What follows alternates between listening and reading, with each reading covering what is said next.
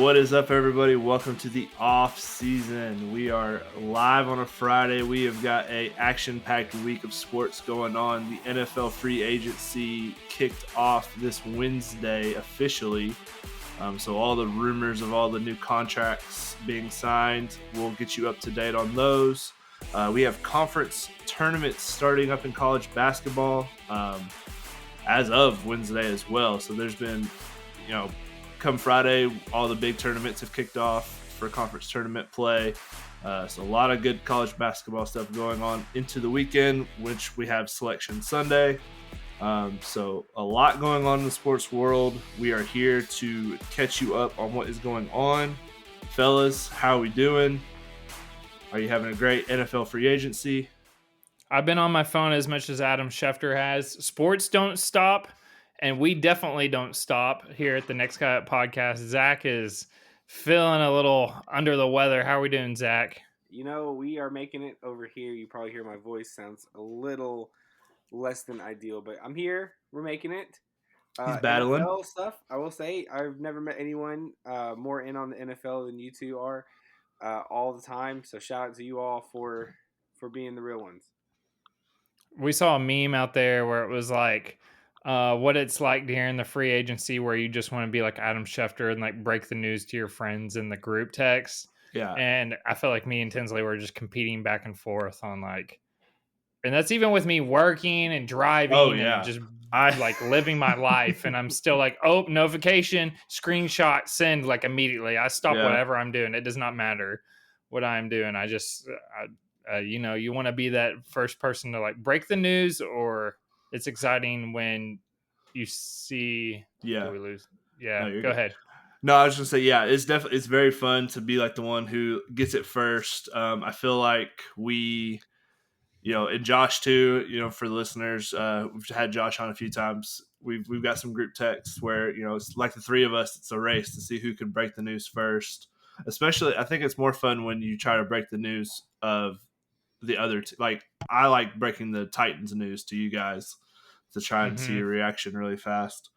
So it's been fun. Free agency is wild. It's a fun time for your team to get better or worse. And so I think right now, let's get into it. For the people that saw the TikTok, for the very few amounts of hours it was up before the man tried to shut me down, let's elephant in the room. Calvin Ridley signed with the Tennessee Titans, and I was feeling a type of way about it. I'm gonna just stand on my soapbox for a second, and then I know you guys have some takes as well. So this is where I'm at. I knew that we could lose Calvin Ridley. That I was prepared for. We made a trade when he was suspended. We gave up a 5th-round pick and then a conditional 2nd or 3rd. If he played all year, it was going to be a 3rd-round pick no matter what, whether we re-signed him or not. Had we signed him to a new contract before the league year started on Wednesday, we would have had to give the Falcons a 2nd-round pick. So his agent knew the game. He knew that we couldn't really, had he had an amazing year, give up a 2nd-round pick all day. But since he had just an okay year, there was a mutual agreement, hey, let's not lose a 2nd-round pick with the intention of you coming back to the team. Let's make the team better. Resign once the year starts. We'll give up the 3rd, no problem. From the rumors I heard, he was on his way to the Jaguars facility to sign his contract because we had a deal in place, $18 million a year, all the money that he wanted, the guarantee, the years, all that good stuff.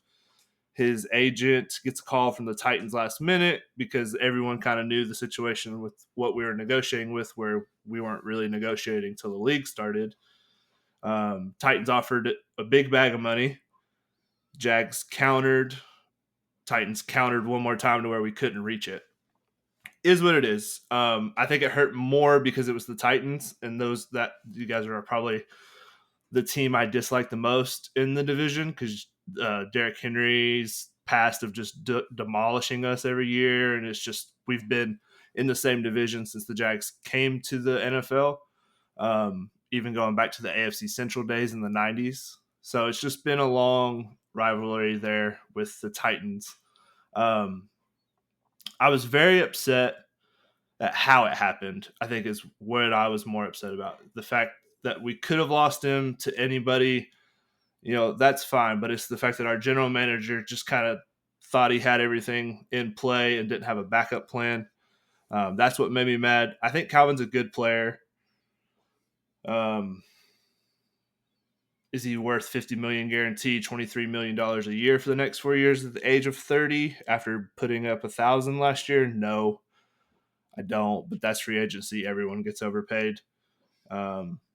So yeah, I think Calvin is still a good player. I hate that he went to the Titans. Like if he would have just like chose to get a bag from the Patriots, I probably wouldn't have cared. I would just be like, all right, good luck.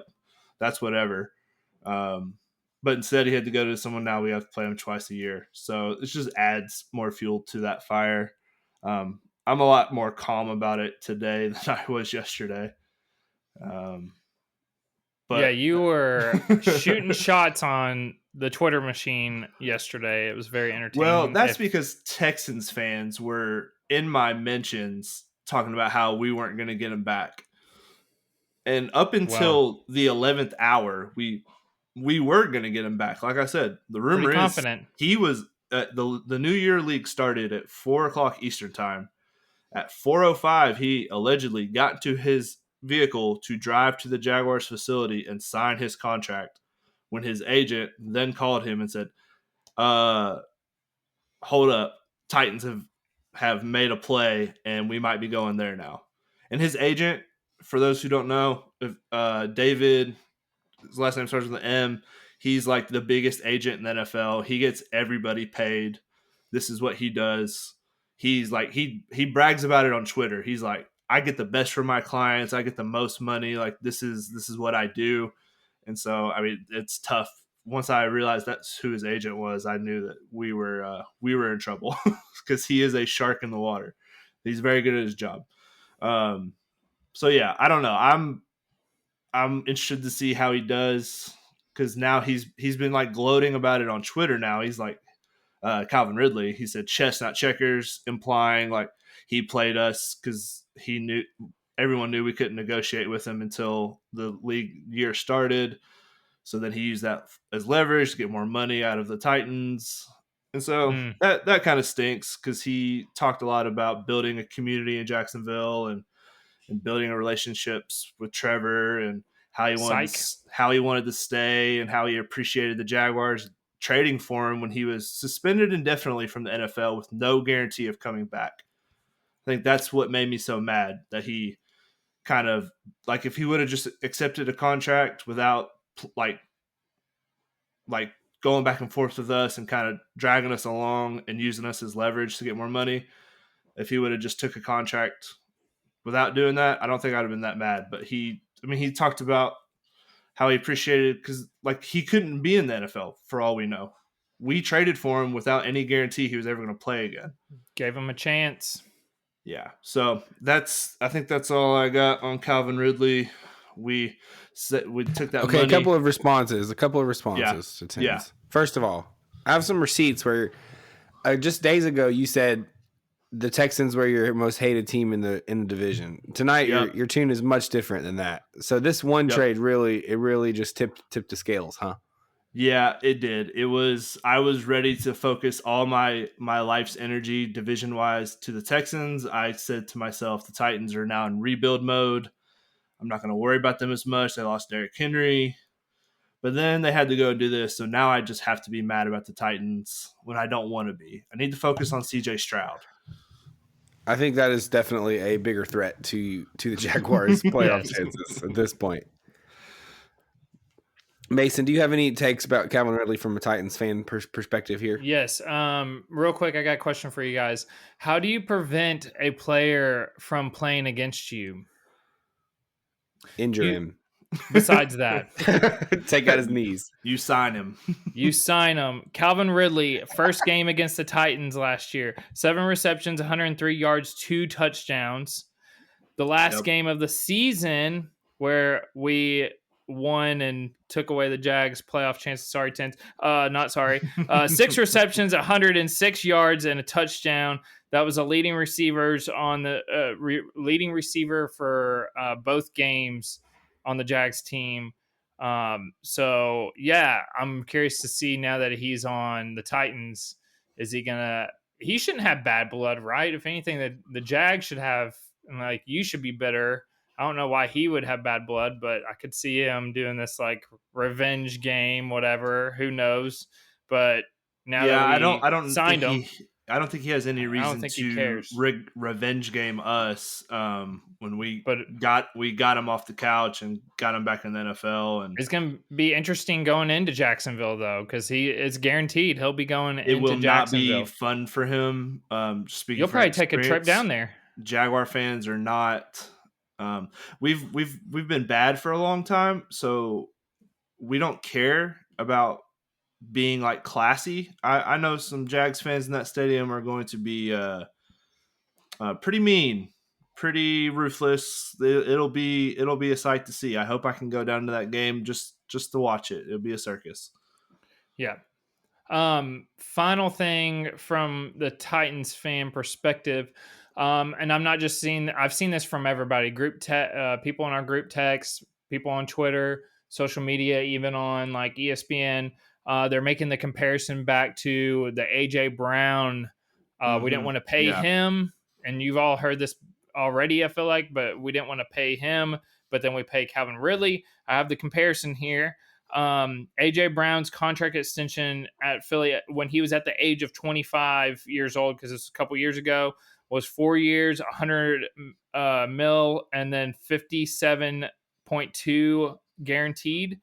Calvin Ridley's contract at the age of 29, 4 years, 92 million, 50 guaranteed. So it's kind of like, and I also have a stat of last season, because that's all we have to go off unless we want to compare Falcons stats.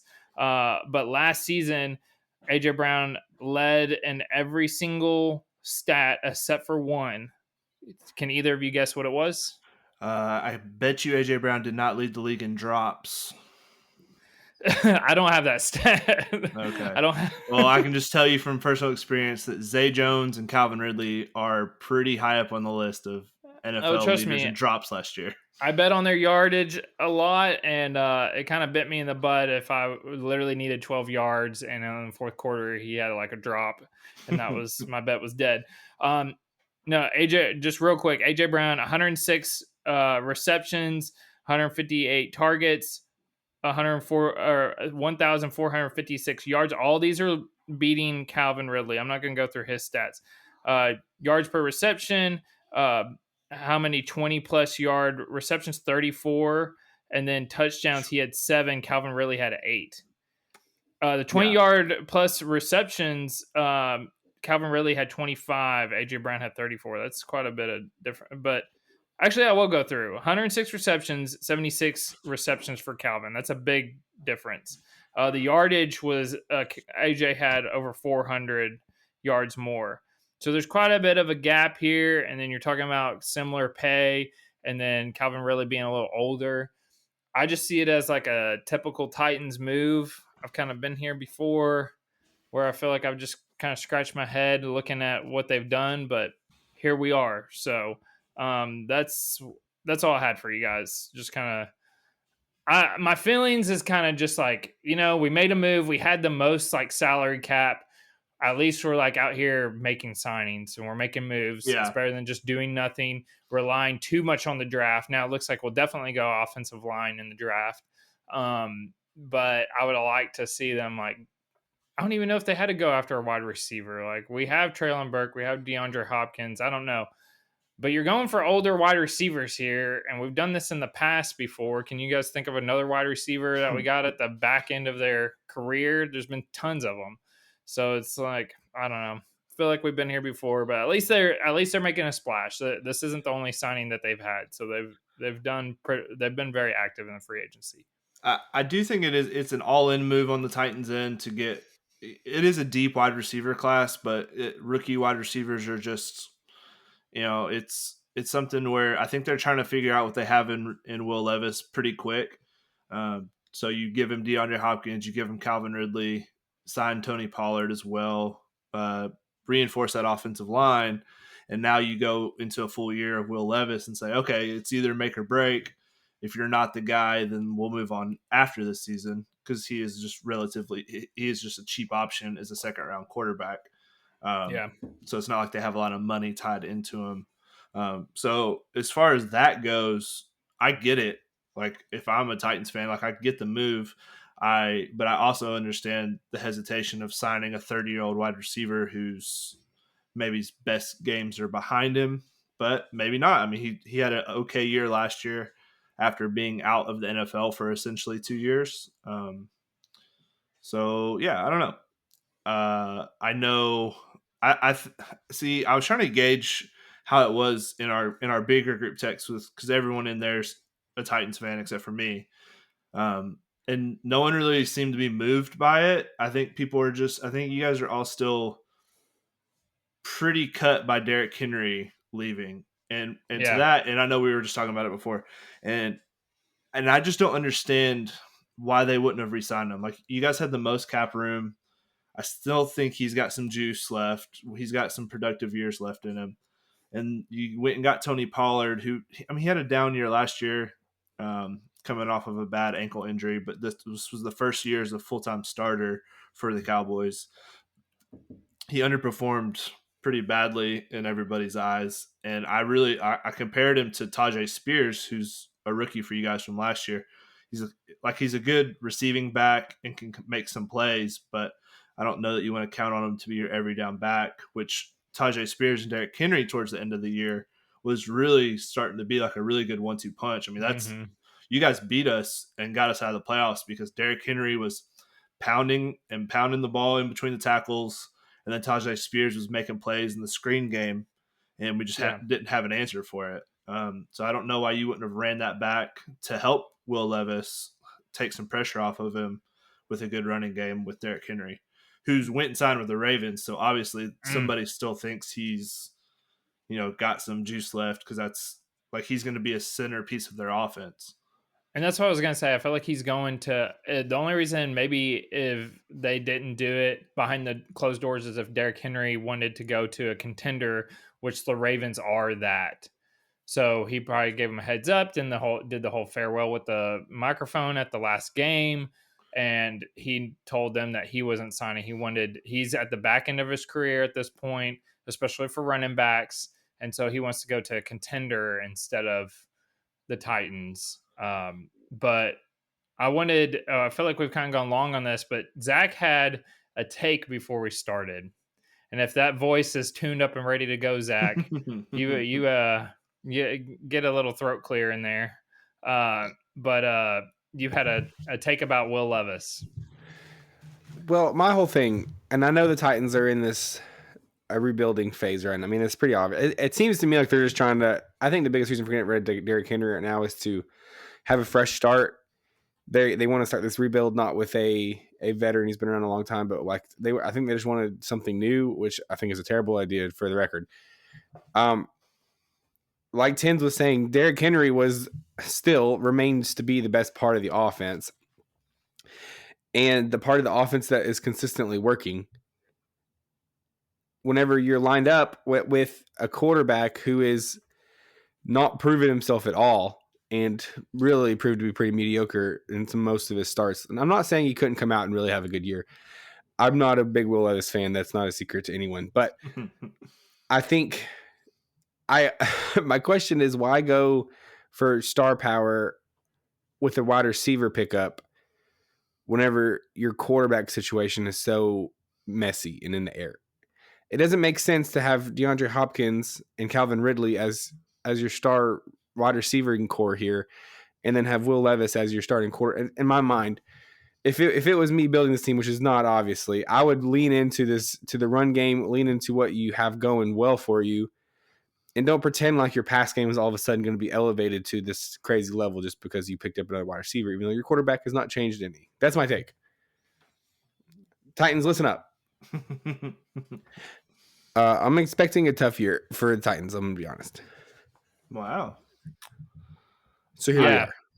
No, it's better if you have low expectations, and if they meet that, then you're not hurt, you're not burned. But if they exceed the expectations, then they exceeded it and you're happy. So right, that's where I'm at right now as well.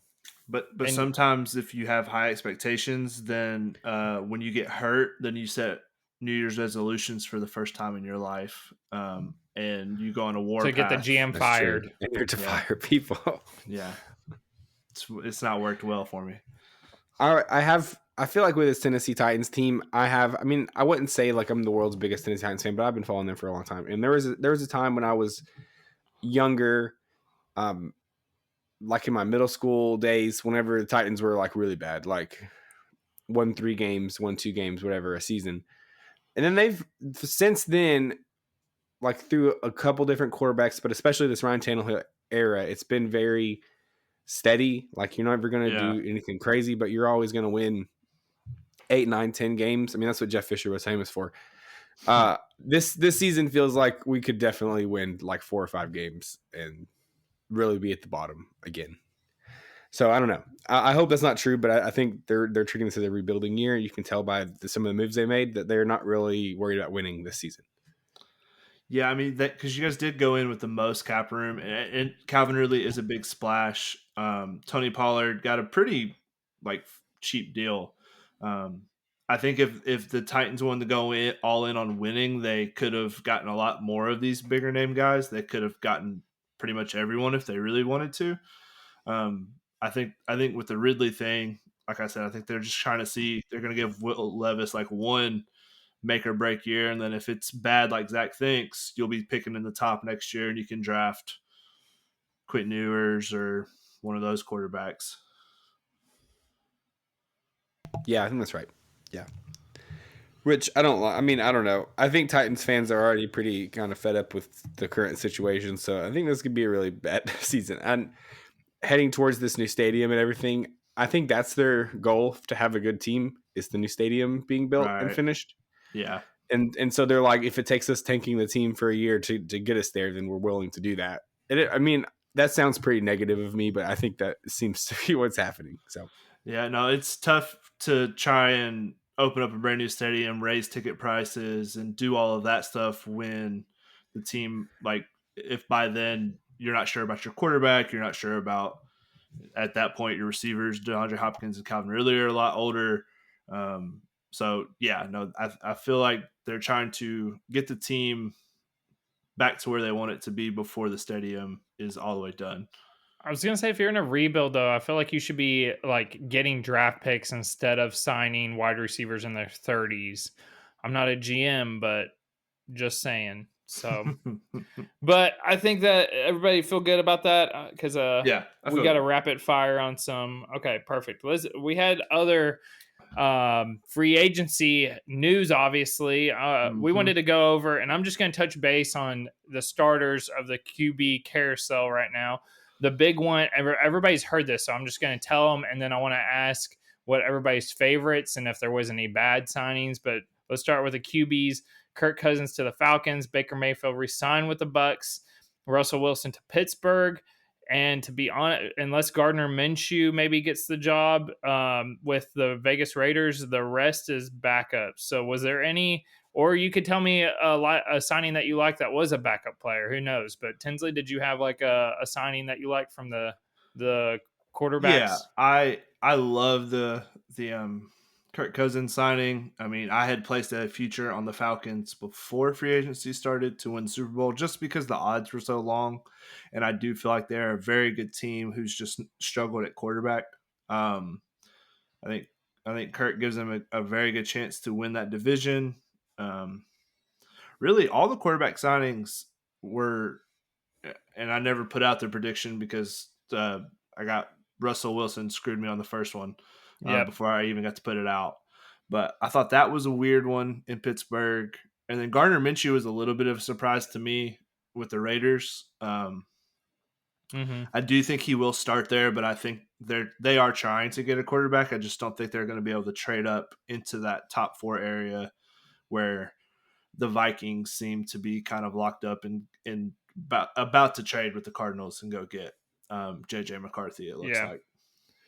I will say I left off 2 quarterbacks that I apologize that could possibly be a bridge quarterback. So Jacoby Brissett to the Patriots. Yeah. I feel like they already know that they're going to draft one, but they have a veteran there. And then also Sam Darnold to the Vikings. I feel like they are also in the running to draft, but they have Sam Darnold there now. Yep. This isn't a signing, but the winner for me was the fact that Sam Howell, I think the Commanders are jumping ship on Sam Howell and traded him for I thought they got pretty decent, a 3rd and 5th round pick, pretty decent value for and they're gonna draft. Well, go ahead. I was just saying Sam Howell was a 5th round draft pick. And they traded him for a 3rd and 5th to the Seahawks. So they basically got better. You see a lot of these where Mac Jones was one. He was a 1st round pick, got traded for a 6th round pick. So we see a lot of these where their value gets worse. This one, they actually got better, and they're going to draft. I think they're saving to draft a quarterback. I think they'll be in a good spot to draft somebody. So I thought that was like, if we're talking about just quarterbacks, I thought that was like, I know it's just a trade, but I thought that was a pretty decent, like they got value out of that. Yeah. So that was a sneaky, that's another one. And it just happened today, but that was a sneaky move by the Seahawks where I think that might, like, he could be the starter. I could for sure see that. He had a fine year with Washington. They were just a bad team. He's a good quarterback. I like Sam Howell. And this isn't a knock on either of these guys. I think Sam Howell is like a poor man's Baker Mayfield, and I think Baker Mayfield's a good quarterback too. So I think that could be a fun fit in Seattle for sure. All right, so let's do the same for running backs here. Barkley to the Eagles, Josh Jacobs to the Packers, Derrick Henry we already talked about to the Ravens, Tony Pollard we already talked about to the Titans, Austin Eckler to the Commanders, Swift to the Bears. We got Devin Singletary to the Giants, and then there was a trade. Joe Mixon to the Texans. That's not on my list, but I had to make sure I put that in there. Antonio Gibson to the Patriots. Any of those stand out? Did you have a favorite or a one scratching your head? Yeah, so Josh Jacobs, who I think is a fine player, him signing with the Packers, I thought was like a good move for them because they were going to keep Aaron Jones, and that would have been a very good 1-2 punch. And I guess Aaron Jones wasn't super willing to take a huge pay cut, and so they released him. And I guess my only question with that is how much of an upgrade really is Josh Jacobs to Aaron Jones? Not even just on the field, but when you look at it, Aaron Jones has been with the Packers for a long time. He feels like a locker room leader, fan favorite. Was it really worth the difference in money of cutting him? And now he's gone and signed with the Vikings. And Aaron Jones is still a very good football player. He arguably won them that playoff game against the Cowboys. I mean, he went off. He had like 4 touchdowns and a whole bunch of yards. Yeah. So that was a move that kind of made me scratch my head. And then I like the Barkley move, I think, but it's getting so overblown now where everybody's like, this is the best free agent signing that's ever happened in America. Yeah. Like, Barkley's very talented, and this is for sure the best offensive line that he's ever played behind. But they invested a lot of money in a running back who's injury prone. He's getting up there in years, and Jalen Hurts is a touchdown vulture. So Barkley's not really going to be getting a ton of goal line touches because that's Jalen Hurts' area. Yeah, for sure. We don't have to just quick touch on it because I feel like everybody's like again with the Titans, but I did not want to see Derrick Henry go to the Ravens. I think it's going to be scary with him and Lamar Jackson side by side. And that 1-2 rookie, punch. The Kendrell Miller, yeah, right? Keaton Mitchell. I think that's his name, Keaton actually. Mitchell. Yeah, that's a scary. They like to run the combo. Yeah, they like to run the ball. They have a great offensive line. So I really didn't want that. The one that I'm really rooting for, we'll see the situation. I hate to like repeat teams, but Austin Eckler to the Commanders. That guy's just, I feel like it's the whole mileage thing. Derrick Henry had the most rushes since he's been in the league. So I feel like a lot of people were like, well, the mileage He's been beat up, and I feel like Eckler, he's out there every single, like a McCaffrey. He's either catching the ball or he's running it. And I would just like to see him do well with the Commanders. So we'll see what happens there. But I'm a big believer in NFL running backs. You see, like when they fall off, when their legs go, they lose that burst. Austin Eckler, to me, has lost that burst in a big way. Like I watched some Chargers games last year and was just like, oh, this is not the same Austin Eckler that we all think of, especially like fantasy football wise. Like Derrick Henry, you watch him play and you're like, no, he still got it. He will still bust off a 70-yard run on you. But I feel like Austin Eckler, I saw a funny meme. It was like the Washington Commanders are really setting themselves up for like the best free agency as of 2016. Like, I mean, they got Bobby Wagner, Austin Eckler, a lot of these older guys that I feel like they've lost a step, but it is what it is, I guess. So I know we have other positions, but we just don't have the time. But is there any winners or losers just overall team wise? If you need, do you have either of those 10s?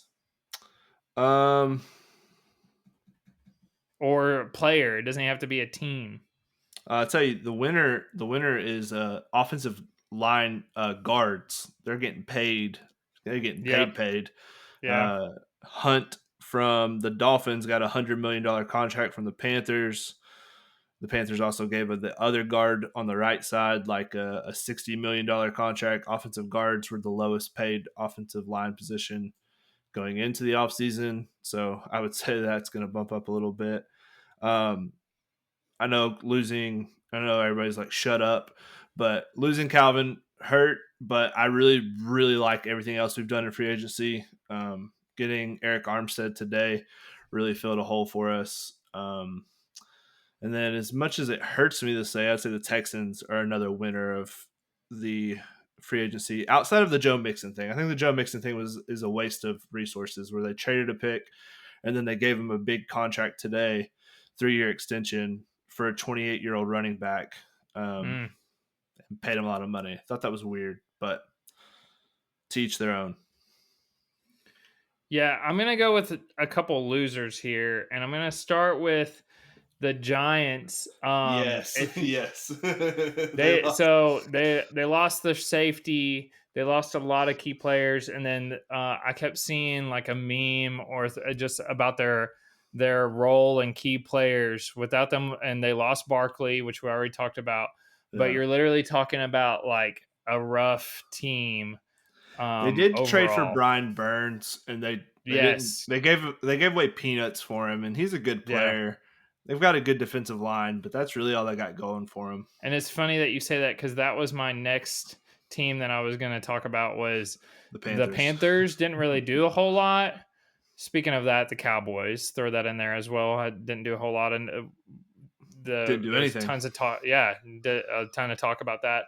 But there was word out there that Brian Burns they offered 2 first-round picks. One other team did. The Rams for him, and they declined. And then what did they get for him? It was they were going to try and re-sign him, and it wasn't going to work out. So that's why they denied the Rams 2 first-round picks, and it was 2 first and a third, which is a huge package for a guy like that. They traded him to the Giants for a 2nd and a 5th-round pick, which is just that's not good. It's not good. Yeah. I don't have it saved, but if you go and look at what the Panthers have traded away capital wise and gotten back in return, so they've traded away all their big players: Christian McCaffrey, Brian Burns, DJ Moore, and a lot of draft picks and a lot of assets there. Someone stockpiled it, and it was like 5 first-round draft picks, Caleb Williams, just like a list of stuff they've lost out on. And I said this, I don't know if I said it on the episode or not, but last week, no, I don't. I think we were talking about it in the text, but I really feel like the Panthers are heading down a road of being the new Washington, whatever team you want to call them under Dan Snyder. Yeah. Where their owner is a problem. And I do feel like that is part of the reason why you didn't see a lot of free agents go to the Panthers. They weren't even getting visits. They weren't even getting contract offers. Free agents were turning down requests. I don't think people want to be a part of it because it's just it's a dumpster fire right now out there, which is a shame because I like the Panthers in general. Like growing up, they're a fun team. Those Cam Newton years were fun. I think their logo's cool. Their jerseys are cool. And we've been to the stadium. And we have. I think if I took all my bias out of it, that's probably the best stadium it checks every box for me as being the best stadium that we've been to so far. Yep. And we've been to five stadiums. So, but I wanted to circle back real quick. I agree with you on the Panthers. One thing real quick, you lose the best running back with the Giants and your solution is sign Devin Singletary. So I was like, you don't want to try for anybody else or even try in the draft. They might try in the draft, but I was like, I don't know. I thought, I don't know what they're doing. But so those are some of our winners and losers. Did you guys want to dive into some college basketball with March Madness coming up? Really, I mean, like conference tournaments are going on right now, so it's not. By the time this episode comes out, all the big ones the tournaments have started. We've probably got an upset or two. Duke just lost. To NC State. Tough. But yeah, no. I mean, going into Selection Sunday, and I'm very excited. But Zach's probably got some more like in-depth stuff than I do. Well, I think we can. Like Tim said, the dust is going to settle on Sunday, and we're going to see where some of the matchups are. And we plan to come out with some extra content about March Madness, and once we see the brackets and things like that, and breaking down some of the matchups. So we won't spend a ton of time on it today. I do have a little trivia for you guys, though. I always appreciate a trivia. It's a short trivia, but it's about college basketball, Mason. So this should be good. Creighton just lost 2. Ooh, shout out. I will say the most intriguing one, I know we talk about Tennessee basketball a lot, but one interesting storyline to follow throughout this conference season is there's some teams on the bubble. Obviously, Ohio State might have just played their way into the tournament. Tennessee and North Carolina right now are kind of battling for a 1 seed. Yep. According to Joe Lunardi, who, take it or leave it, is they're kind of whoever goes further in the conference tournament may end up with a 1 seed, which is kind of trash considering the opponents Tennessee's playing versus now North Carolina's got a pretty cupcake way through their tournament, especially with Duke on. So take that for what it is. But so that's an interesting storyline to follow. That last 1 seed is really still up for grabs for the most part. Okay. With that being said, there are 6 college basketball programs with multiple championships since the year 2000. All right. So there's been 23. Actually, COVID didn't have a year, so we only have 22, 23. I don't know. Champions. There's only 6 repeating ones. Let's go back and forth. I like it like this. Mason, you're first. I'm going to go with Duke. That is true. Hey. Duke has won multiple times. That would be 2015, 2010, and 2001. So they've actually won 3 championships in that time span. Tens? We're going to go with Florida. Florida is true. Back-to-back, right? Yeah. That was in 06 and 07. Billy Donovan. That's Joakim Noah era. Basketball. Al Horford still in the NBA. Al Horford, Joakim Noah, yeah. It's good stuff right there. Pretty good team. Okay, Mason. Villanova. True as well. Yeah, hey, thank you. They won in 2016 and 2018, pretty recently. They went almost back to back. Okay. All right, Tens. UConn. UConn is true. They obviously won last year, and then one in 2011 and 2014, in fact. And 2004. They have 4 championships. Wow. Since 2000. Dynasty. And actually won one in 1999 as well. So if you count that, they have 5 since 1999. So. Okay. I'm going to go with North Carolina. That's true as well. Wow, we are on a heater. You're on a roll. 2009, 2017, 2005 champions right there. Okay. How many we got left? 3? Or you 2? Are. Yeah, 2 left. 2. Okay. Kansas, correct. Oh no, it's down to me. No, that was the last one. Kansas was number 6. I thought we had one left. 2022. That's awesome. And 2008. So if I had to guess one more, I would have said, has Clemson won any? I feel like they're always there. Clemson won. It's been a while, but they did win in Clemson or Syracuse. That's what I meant. Sorry, Syracuse. And sorry, I thought both orange. Yeah, 2003. Syracuse won. 2003. Okay, Carmelo Anthony. Yeah, that's what I was thinking that, and I was like, did they win one more? And I was like, I don't think so. If we were going to really quickly run through all the rest of the champions since 2000, you have Michigan State, Maryland in 2002. What the heck? And you have Kentucky in 2012, Louisville 2013, and Virginia in 2019, Baylor in 2021. All the rest were the 6 we just listed. Oh, Baylor. What a team. What a team. Made Tens a ton of money. A lot of money. I was there for that B-dubs. So they don't – well, I just thought it was interesting. They don't call them you sometimes think the blue blood kind of mantra is overrated, but then you see that list, and it's like, well. And it's like, yep, no, that's pretty true. There's probably a reason they are blue bloods. Yeah. So while we are on that topic, really quick, I just want to make it I just want to make a declaration that I am very nervous about UConn just being a buzzsaw.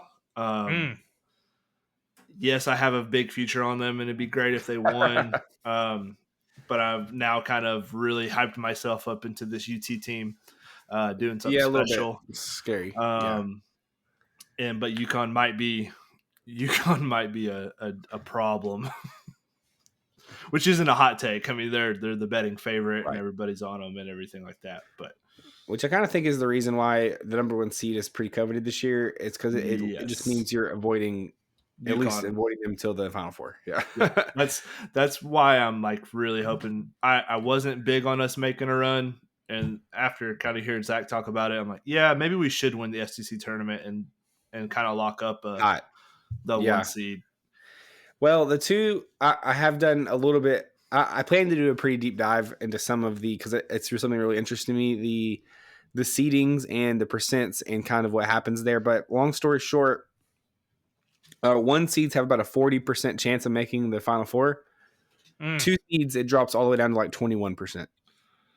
So you're talking about your odds of making a Final Four. I mean, 1 seed's just, and part of it's because they're the much better team, obviously. They're the best 4 teams in the nation typically, but your path is also going to be easier by nature and by how it's designed. So I think it would be big for us to get that 1 seed.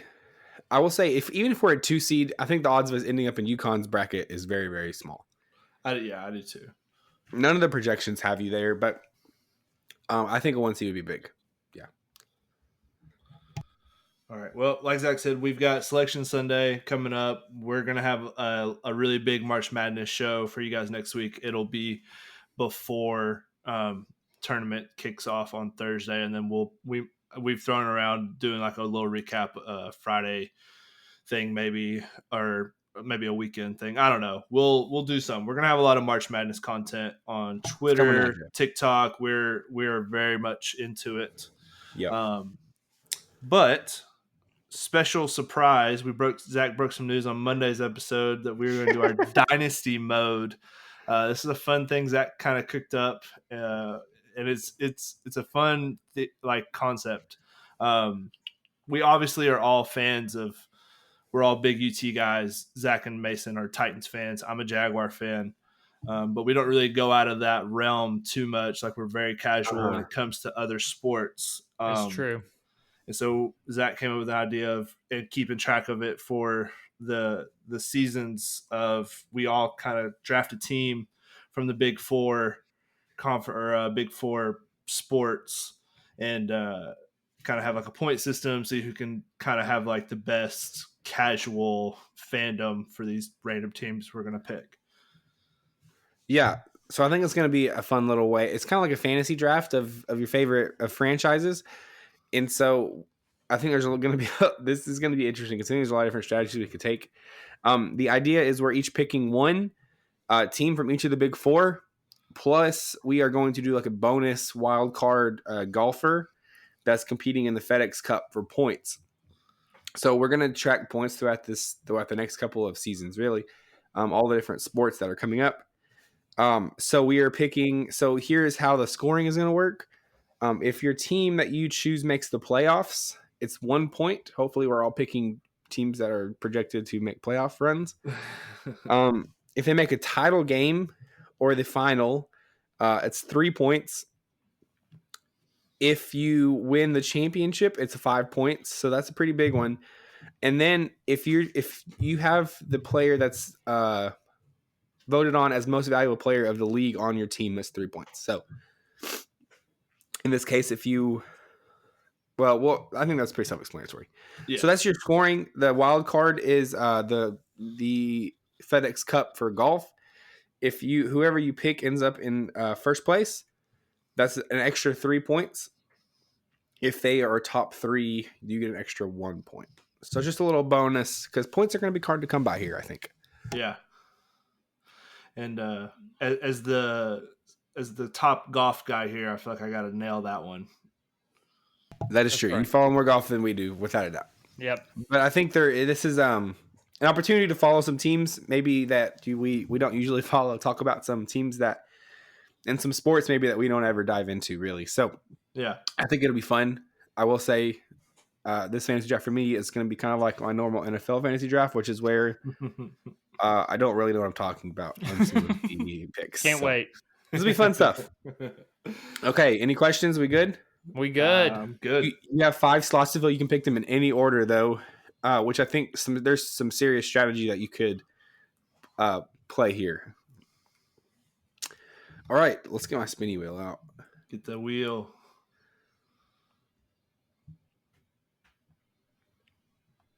Sorry, everybody. Good podcasting. I should have had it up already. Right there. Okay, here we go. First overall. Oh, no. Mason's not on it. That's a problem. Sorry, Mason. Illusion. Sucks. It's because you destroyed us in the last draft. I couldn't have you. You're trying to take me off. Okay, here we go. No, stop it. Guys, this is a nightmare. Here we go. Sorry, technical difficulties today, everybody. First overall is no way. It's so close. Mason wanted it. Who's he gonna pick? I don't know. This is a really interesting draft because obviously I'm second. Right. Mason is on the turn. Really interesting draft because there's a lot of different ways you could take it. Yeah. I think so. All right, Tins, where are you starting us off with? All right, I'm going to start with baseball.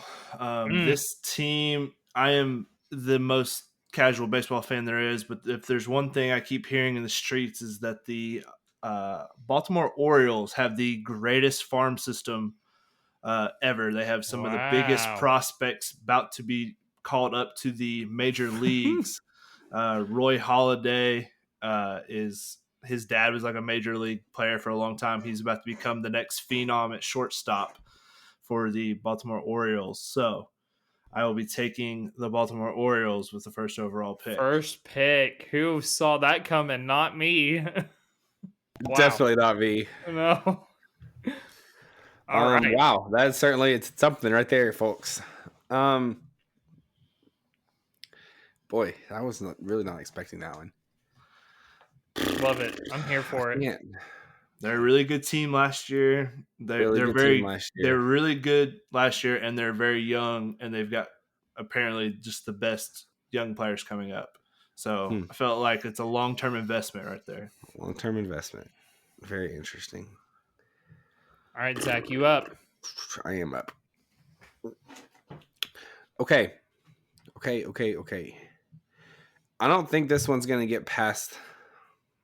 Okay, I'm going to take this one because this is the sport that we are currently in right now, and so we have the most information about these teams. I'm going to pick the Boston Celtics, best team in basketball. They're the one that we currently know the most about. They are obviously trending towards being the number 1 seed, and I feel like they are going to make a playoff run. It's time. It's time for Boston. Boston's back, baby. All right, good pick, Zach. I feel like they have the easier road. So I had a 1A, 1B. They have the easiest road to the finals. I'm going to go, my pick is going to be the Denver Nuggets coming off a 2023 championship. Jokic is currently the MVP favorite at minus 330. So I possibly could get MVP in there with them. Possibly the finals is going to be tough, a tougher road than the Celtics getting there.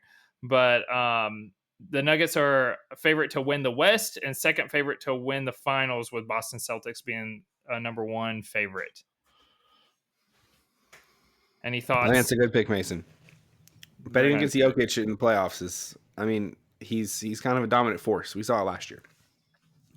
Nuggets are good. Good at basketball. Okay. Denver Nuggets. Okay. I'm gonna go ahead and lock up. I'm gonna try another MVP pairing here, and I'm gonna go with hockey, the Colorado Avalanche. Right now, huh? I said, dang it. Oh, okay. Currently, the favorites for the MVP is Nathan McKinnon at minus 170. He plays for them at center. They are also, I had another stat. They are 100% or 99.98% to make the playoffs. They have a 10% chance to win the cup. So I'm going to go with that. I think I had one more stat if somebody wants to filibuster. Oh, here we go. When it comes to their goalie and saves, their goalie, I'm not even going to try to pronounce his name, but he has the 3rd most saves out of any in the NHL. Very wow. Nice. There you go. Did some research. I love it. Did some research on that. I'm impressed, Mason. Thank you. Okay, when it comes to baseball, everybody, and the MVP is voted on American League and National League, right? There's 2 MVPs. Yep. Is that true? Yeah. So we probably have to pay out both of them, right? Yeah. Okay.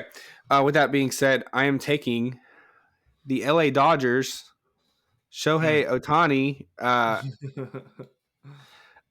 don't know very much about baseball, but I do know Shohei Ohtani plays for the LA Dodgers now. And I know that he won the MVP last year. And so he's kind of a big deal. And so that's who I'm picking. Can I give you a stat, Zach? He took my team. I have a stat for him. Yeah, give me a stat.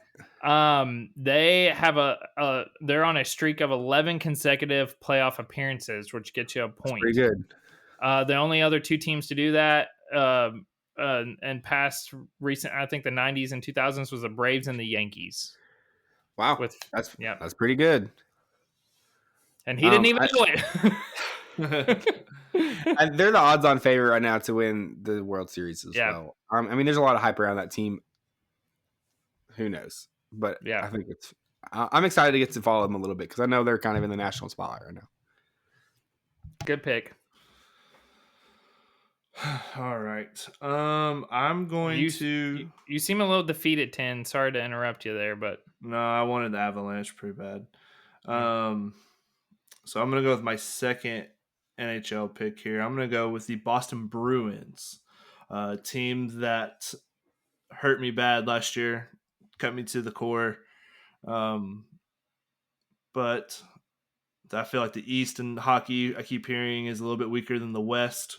So maybe I can get kind of like the same thing with the Boston Celtics, where I get a little bit easier path to the finals. And Pasta, this guy named Pasternak for the Bruins, he's a sniper. Scored like 40 goals. He's a freak. He's a freak. I'm going to go with him there. And then for my NBA pick, you guys got the chalk. You got the top 2 seeds. I'm getting LeBron James and the Lakers to go on a magical run right here. Love it. LeBron's about to put the team on his back, though. Oh, no. So, LA Lakers. Wow, that's something. Love it.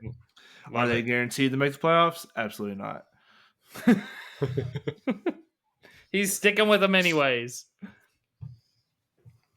All right. There is certainly some things to consider. Yep. You know what I mean? I know what you mean. You know what I mean. Okay.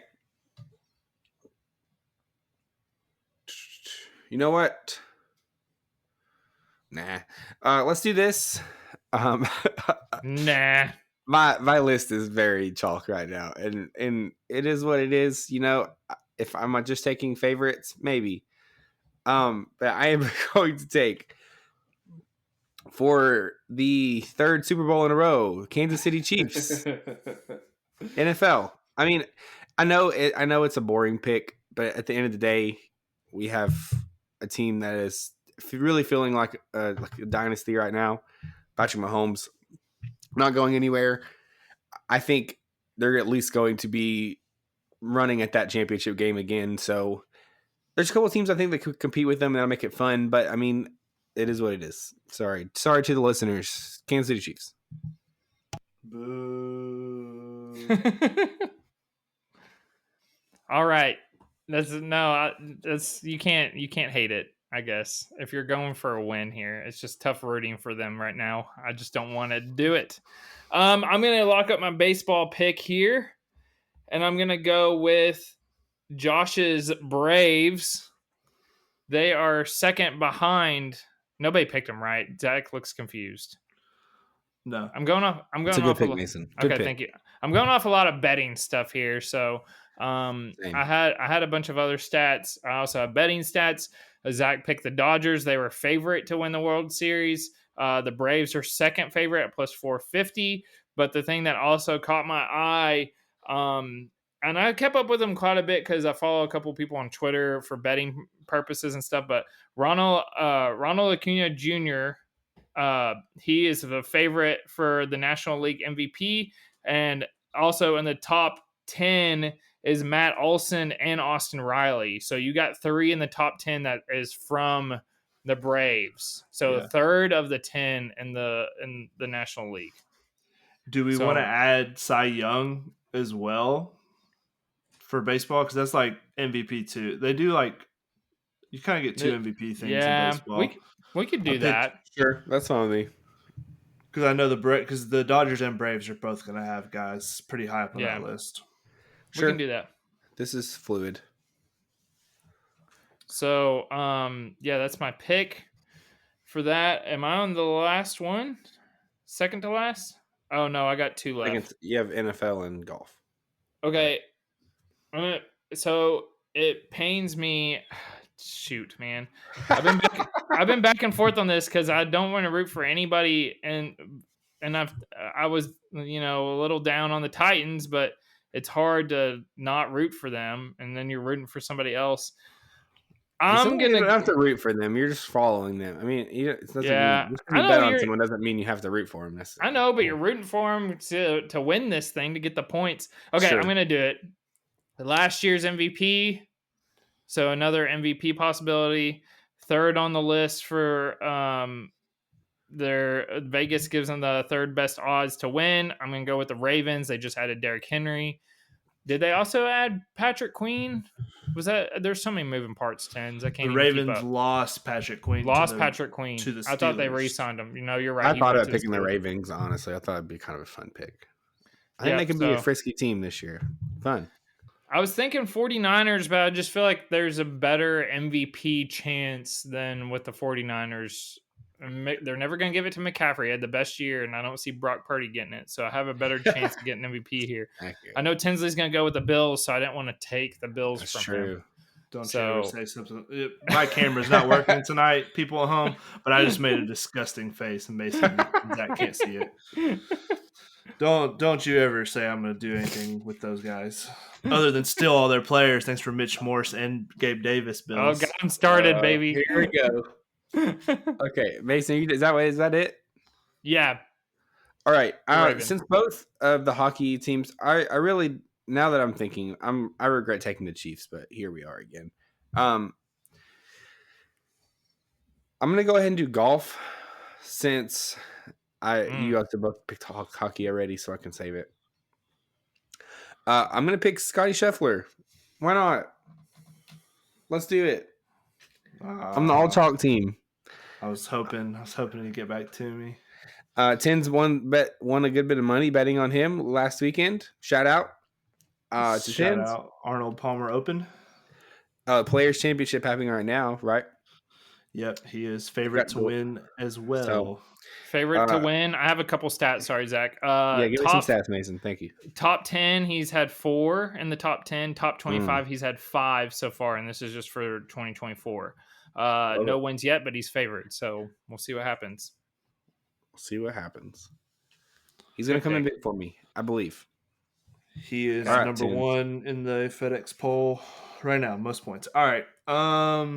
I'm going to go with my golfer. I was hoping Scotty was going to get to me right there, but that is okay.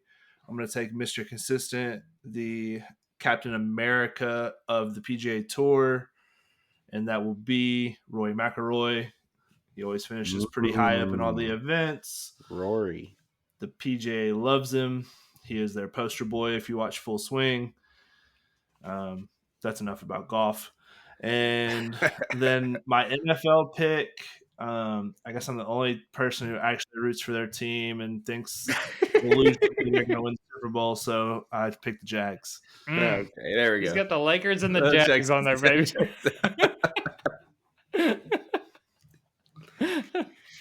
I went the less fun route for sure. I might regret it later on. Listen, if I can hit, you know what? It might be parlay time with all this stuff I just did.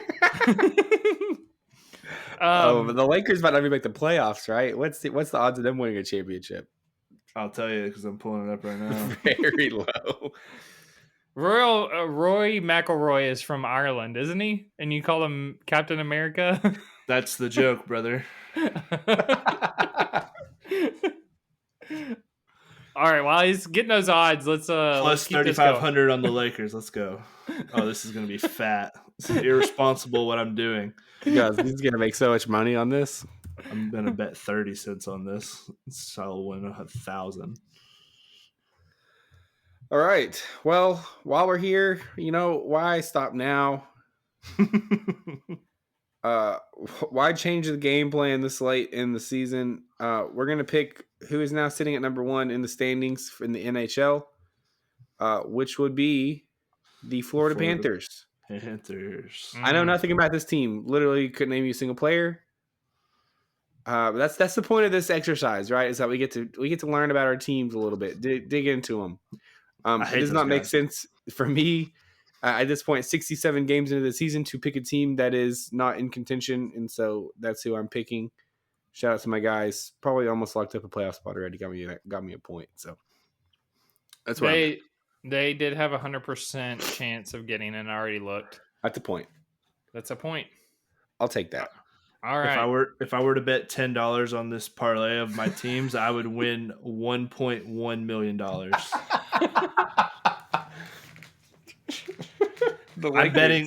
I'm betting 30 cents because I have 30 cents in my account to win $57,564. And it's been placed.